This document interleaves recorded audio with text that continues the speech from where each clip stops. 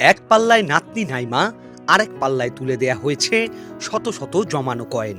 এই পয়সাগুলোর বেশিরভাগই ৫ টাকার কয়েন।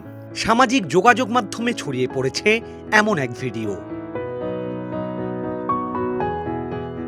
মূলত নাতনি নাইমার বিয়েতে শখ করে তার ওজন পরিমাণ পয়সা উপহার দেওয়ার ইচ্ছে ছিল বগুড়ার আব্দুল কাদের প্রামাণিকের। বিয়ের সময় সেই পরিমাণ পয়সা জমানো সম্ভব না হলেও অবশেষে নাতনির বিয়ের প্রায় ১.৫ বছর পর সেই শখ পূরণ করলেন তিনি। এটা আমি অনেক আগে একটা পেপারে দেখছিলাম, আমি শিবগঞ্জের ঘটনা। তাতে আমি নিয়ত করছিলাম যে আমার পয়লা লাতি হলে আমি এটা দেবো। হ্যাঁ, বিয়ে অনেক আগে হচ্ছে, তখন আমার সমর্থন হয়নি, আমি দিতে পারিনি। তবে অন্যান্য মারা গেছে, আমাকে বলে গেছিল, আমি সমর্থন হচ্ছে, আমি দিছি। এই জন্য আমার এই জিনিসটা দেওয়া। এই পয়সা অনেক দিন ধরে জোগাড় করতেছি, আমি ঘুরে এখন মিলাতে পারছি আর। নানার কাছ থেকে এমন অভিনব উপহার পেয়ে আবেগ আপ্লুত নাতনি নাইমা। নানি বাসে থাকতো সেই সময় যদি হতো তাহলে আরো ভালো লাগতো। তারই শখ ছিল এটা দেওয়া। আব্দুল কাদের জানান, বড় মেয়েকে বিয়ে দেওয়ার পর মেয়ের ঘরে প্রথম সন্তান জন্মের পর থেকেই তার ওজনের সমান পয়সা উপহার দেওয়ার শখ করেন তিনি ও তার স্ত্রী।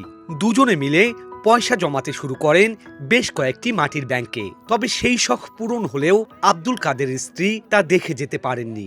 কোয়েন জাতীয় যে পয়সাগুলো আছে, যা লাগবে মানে ওর ওজনে ঠিক ওই পয়সাগুলো আমি দিব, এটা আমার শখ। ওটা ওনার দীর্ঘদিনের শখ ছিল।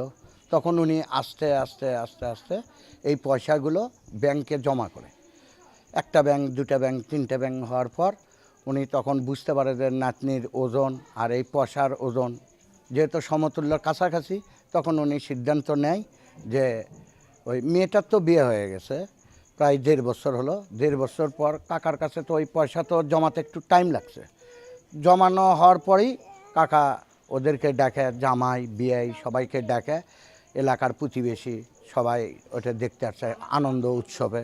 নানার একটা আশা আকাঙ্ক্ষা, নানিও বলে গেছিলো, ওর নানি তো মারা গেছে, মারা যাওয়ার কারণে একটু হয়তো খারাপ লাগতেছে আমাদের সবাইকে, কারণ তার শখ ছিল, সেটা আমার চাচা এসে পূরণ করলো।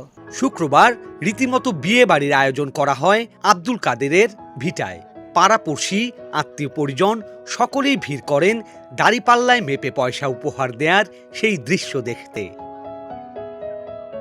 বগুড়া শহরের ঠনঠনিয়া এলাকার বাসিন্দা আব্দুল কাদের জানান, তিলে তিলে জমানো পয়সাগুলো নাতনিকে উপহার দিয়ে ইচ্ছে পূরণ করতে পারার আনন্দের কথা।